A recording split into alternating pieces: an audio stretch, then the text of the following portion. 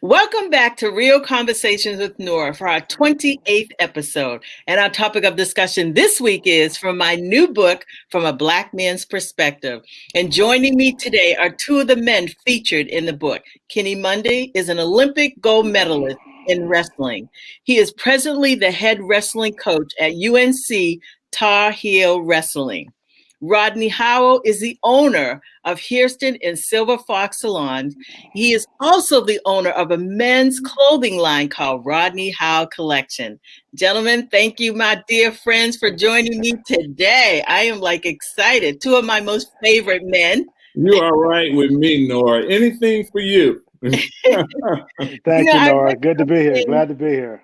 Thank you, Kenny. I read something that said in 2019, this was really shocking to me, that there were about 4.15 million Black families in the United States where children were being raised by single mothers. I mean, I knew that they were being raised by single mothers, but I was like, when I heard that number, I was like, dang, that's a lot. So we know that women do a great job of raising young children, especially Black males, because some mothers are single because they're widows or divorced or what have you. But there's something to be said about having a Black male figure in the household, I believe. So let's talk about the importance of our young Black males having a positive role model father in their lives, which we know that is not always often the case, but I think we want to kill the myth of that, children don't have Black male figures in their lives, because we know that that's not true. Right. So let's talk a little bit about that. You want to start, Kenny? Well, yeah, absolutely. I think that it is an amazing step, and that's not always, I think the majority of probably women are raising Black men, but then you have some fathers also that are raising Black men. But it's definitely important that they have that presence. And I've seen it in my life.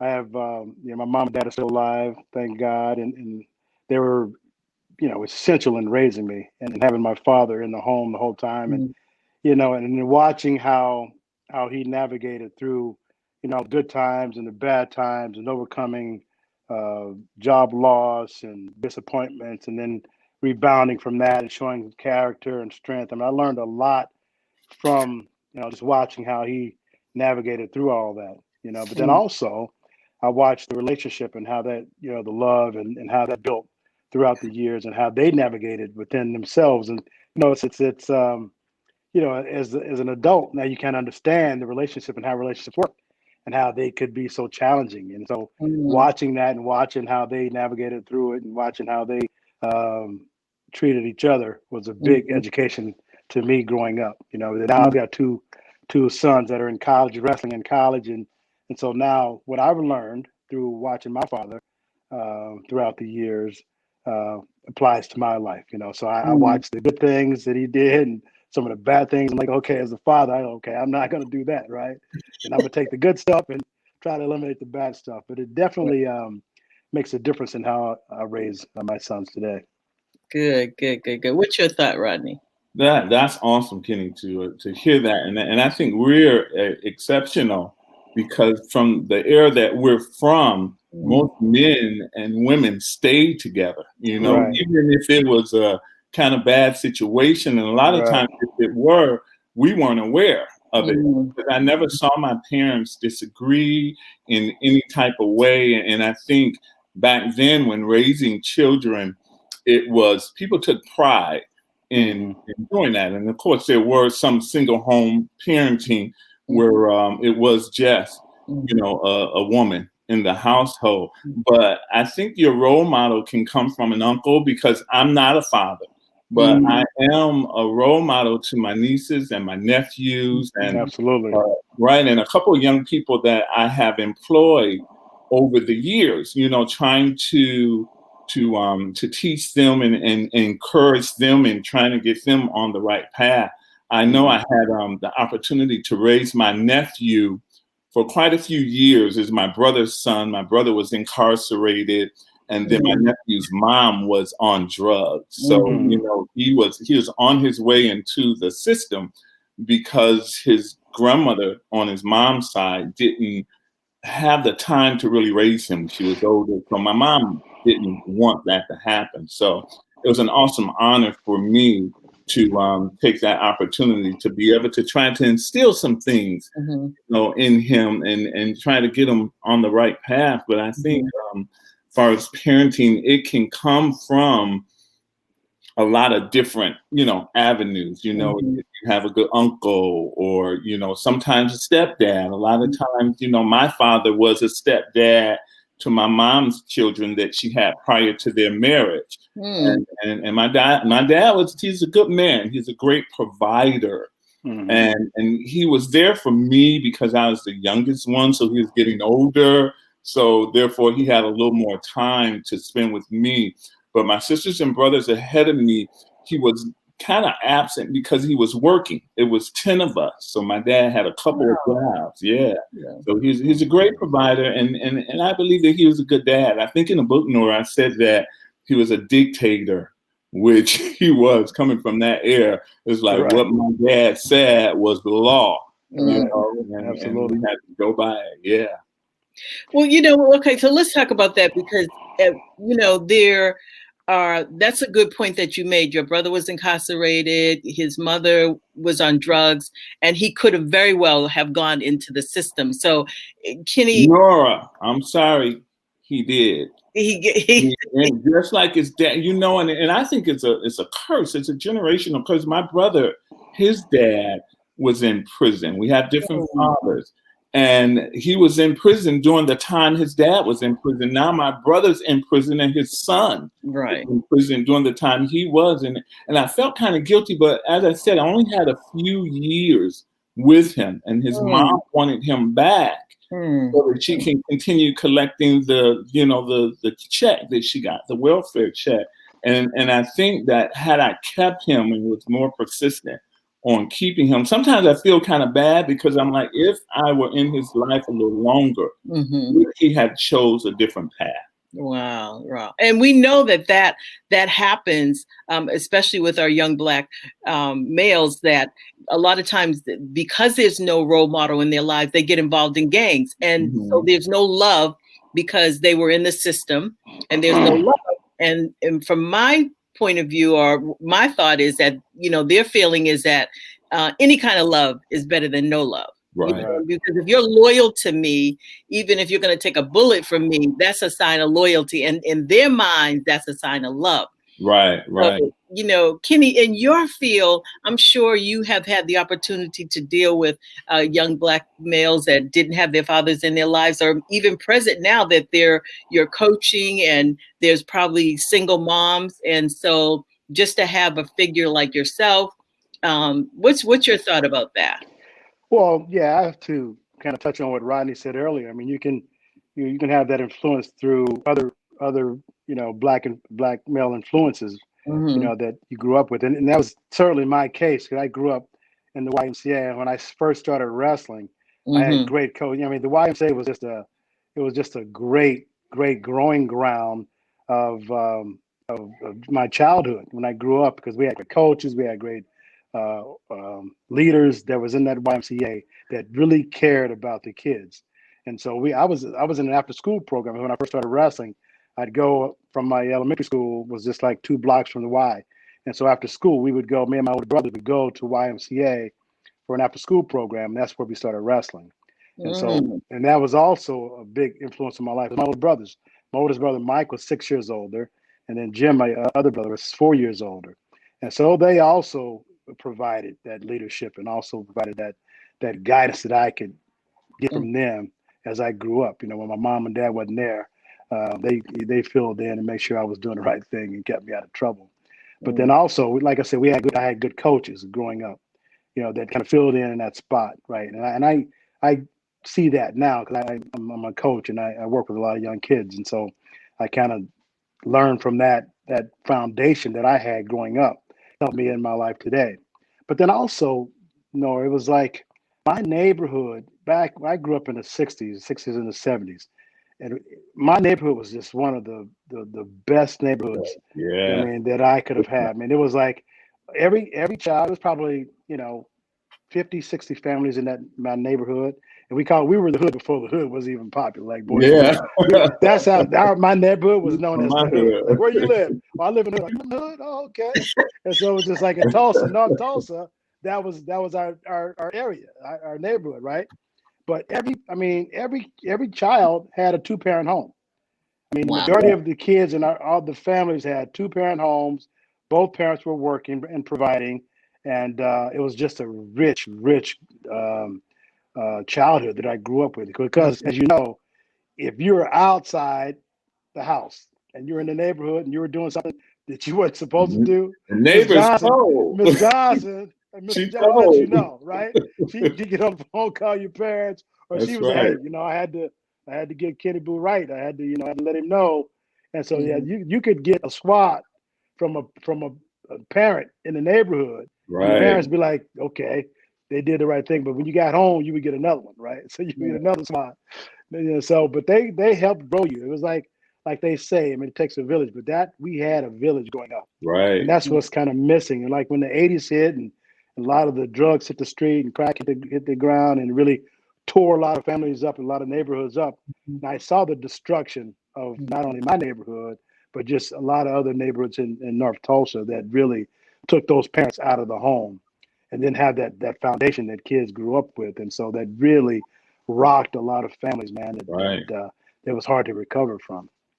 Yeah, we were so blessed, Kenny, to have that type of foundation. Oh That's my why I said goodness. we were exceptional, part of what kids are getting now, they Right. don't have that foundation that we had coming up. That's right. That's right. That's right. So what do you guys think? What do you think we could do? Like you said, like we said, it takes a village to raise um, a family, a child. What do you think that more?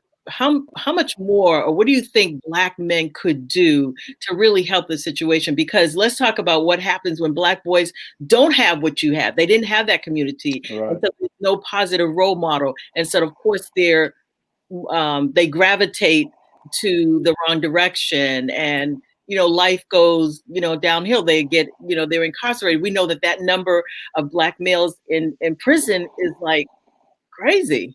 Yes, And it's so what do unbelievable. you think we could do as a community, as our churches, our schools, you know um, family members? It seems like it's just so much like it's about me. I don't have Right. time. Nora, you know what? And especially now's a good time. 2020 was kind of bad year for us, Kind, but a kind of. lot of exactly right. But a lot of good came from out of it. With my business, we're kind of slow, so I started going into other different avenues, and they have a lot of grants, and a lot of African American people aren't familiar with these grants. So one of the plans that I decided to do was to start a mentorship program for young minorities, for Black and brown children, and they have Nice. grants Mm. for stuff like that. So we're going to try to teach them entrepreneurship, financial wealth, teach them about, just being a Black man, systemic racism. A lot of young people don't know what that is, and Right. especially those that don't have, because not all parents, but there's some parents that are on drugs, or they're not in the home, or their grandmother's raising them, their great grandma's raising them. And, they're older, so they really don't have the time, and they're tired, and trying to instill those things that a lot of young, Black and brown kids need. So there are grants out there, and I said that was something that I would take advantage of. So I have a young lady that she's writing something up for me now, so that we can get it. And we're going to try to get young people that are in foster care, that age out of foster care, young people that are in youth homes, and some of them that are in jail, that are coming out. This gives them a program or something that they could look forward to, and try to teach them and enlighten them on life skills. So Yeah, let's one of talk. the things that Go ahead, Ken. my parents did. I mean, even we grew up. I mean, we would have kids that were from single parent homes and just didn't have the means to, or the transportation to get to practice. The moms didn't have the time to bring them to practice. So my mom and dad, we'd go get those kids. We'd go get kids. We'd pick them up and we'd take them to the practice. We'd take them to the tournaments.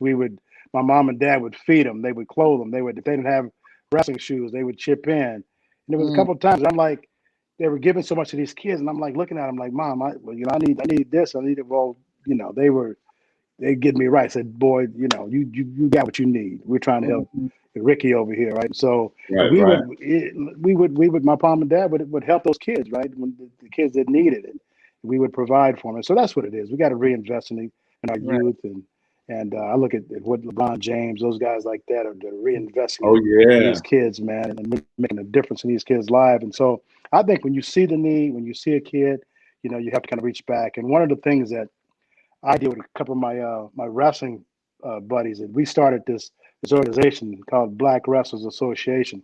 And you guys can go on our webpage, and we're really trying to make a difference. Yep. And what we're trying to do is, and really kind of, it formed out of George Floyd. When that happened with Floyd, and the whole thing was going on, and we were just, at our wits' end and just heartbroken from the George Floyd thing. And we were just trying to figure out, man, how can we make a difference? We got influence, and people were watching us, and we got a voice. How could we make our voice make a difference for these young kids coming up, right? So we've established it, and we're trying to kind of work and provide scholarships for young kids coming up. And I think we need more of that. I mean, that is like so great. And we need more of that because there's so many young Black males out there that have potential. They're brilliant, and they're smart, and they're, but just nobody pouring into them and inspiring them to do more, be more, so I love both of those programs. So let's just talk about that, the importance of that. We got to step up to the plate. Black males need to step up to the plate, and I think women have been doing it all along. Now it's like they need. I read something once, when they get to a certain age, like 12 years old or 13 years old, that's when they really need that reinforcement of having a Black male in their lives. What's your thought about that?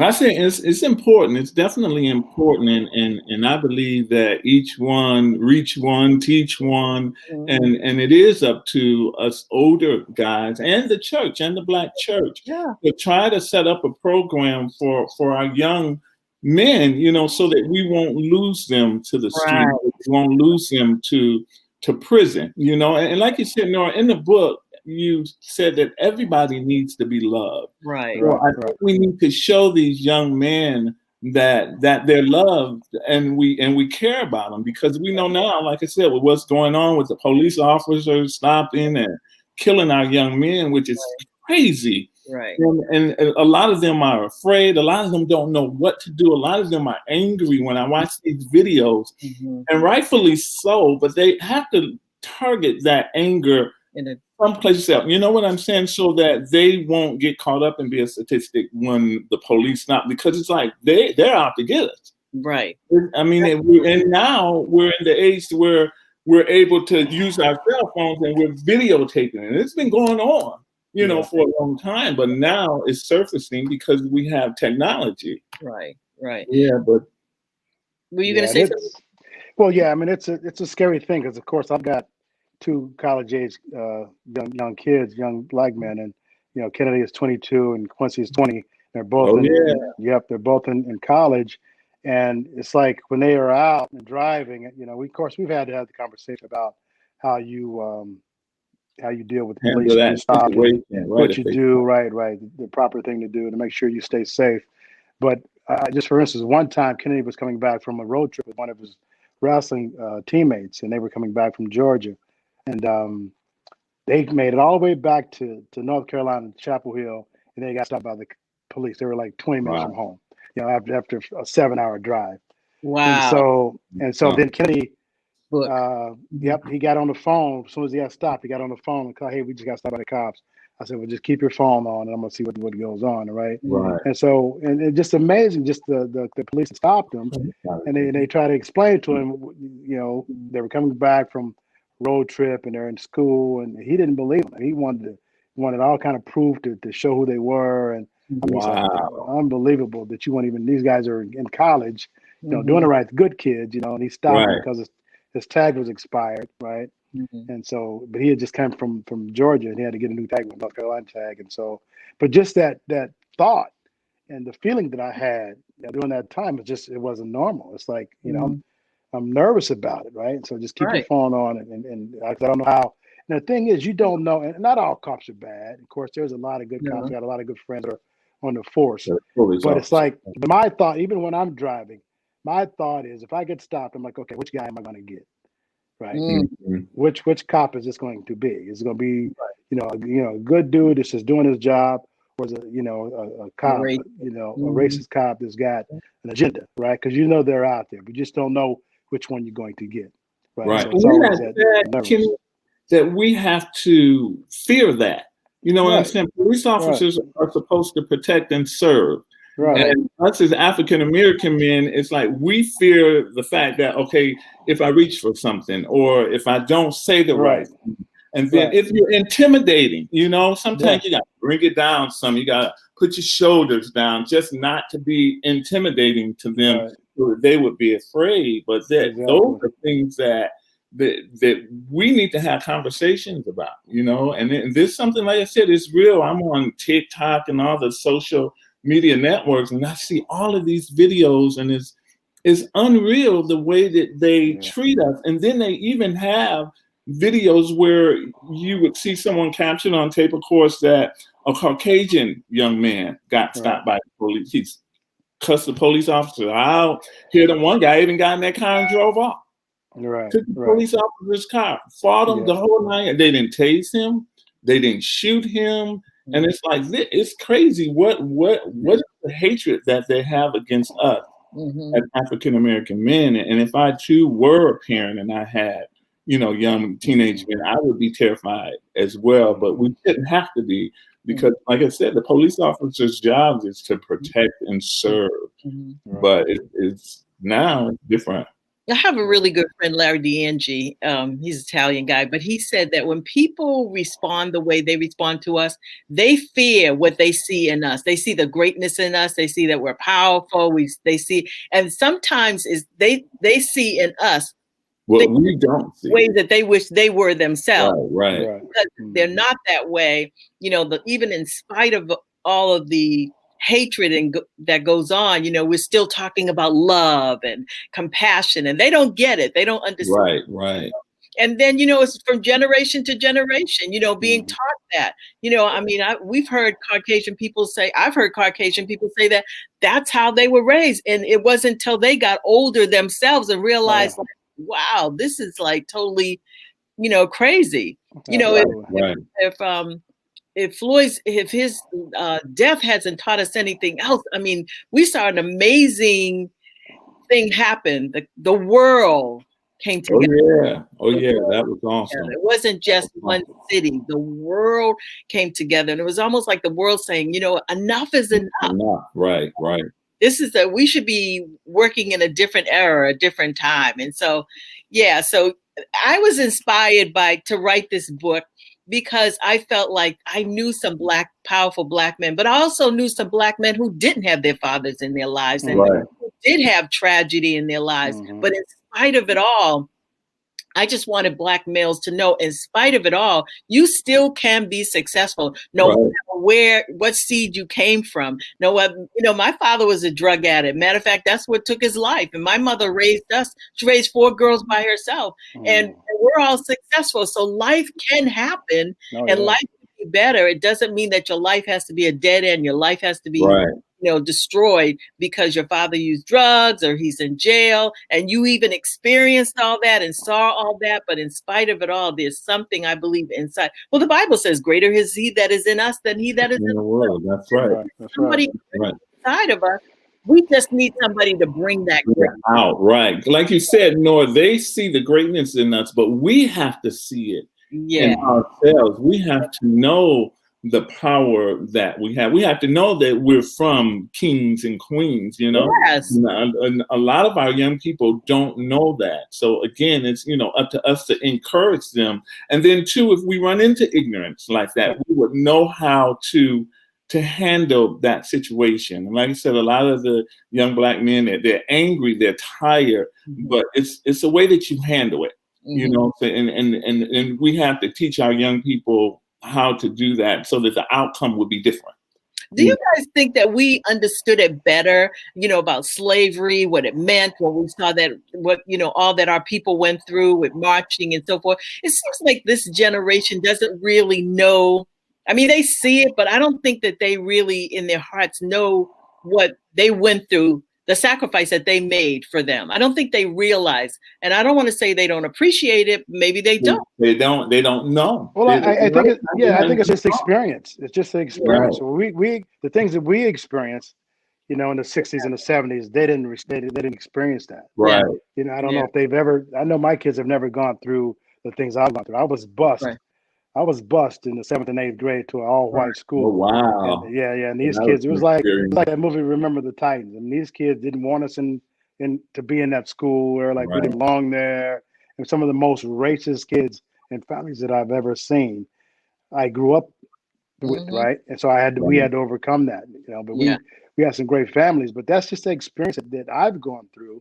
And I've related that to my sons, but they didn't have to go through it, but they hear the stories. Right. Go through it, right? But I am encouraged. I'm encouraged though through this pandemic and the social injustice that we've seen. Oh yeah. The people in the streets. I mean, that's why Biden is in office right now. I think that's a big reason, because that youth was ignited. They were inspired. They got out and voted. They did some things they've never done before, and so I think that was a big part of what we went through that George Floyd thing. It's ignited people, and so I'm encouraged through that. I'm encouraged that they did respond. They didn't sit back and let things happen. They responded and got to the polls, and peacefully too. Right. They weren't violent. No, it was beautiful, man. It was beautiful to see.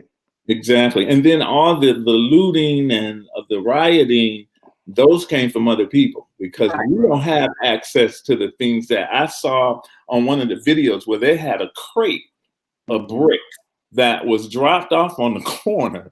And it's like, ain't no brothers carrying no crate of bricks or what have you. It's somebody placed that there, in order for thinking that. And then all the videos I saw, the young people were saying, no, this is not what we're doing. We're not trying to loot, or we're not trying to, ruin people's businesses, because then we lose focus on the fight.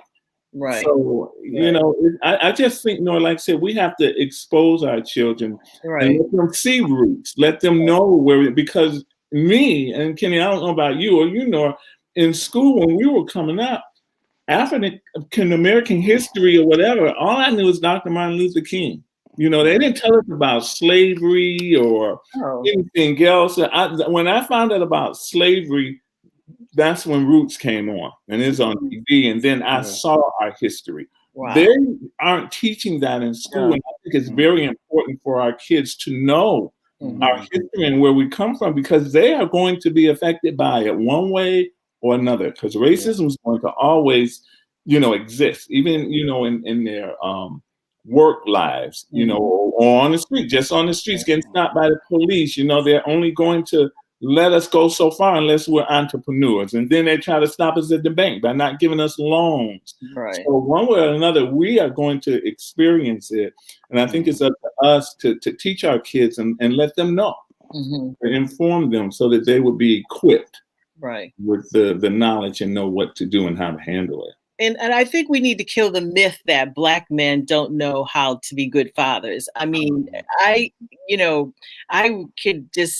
tell Kenny this all the time when I, before the pandemic, I stayed at the house, and this is when the kids were home. They were in high school. And the first thing he did when he stepped in the door, he went to Kennedy's room, and then he went to Quincy's room. And I think Sydney had gone to college by then. And just to see, how was your day today? What happened today?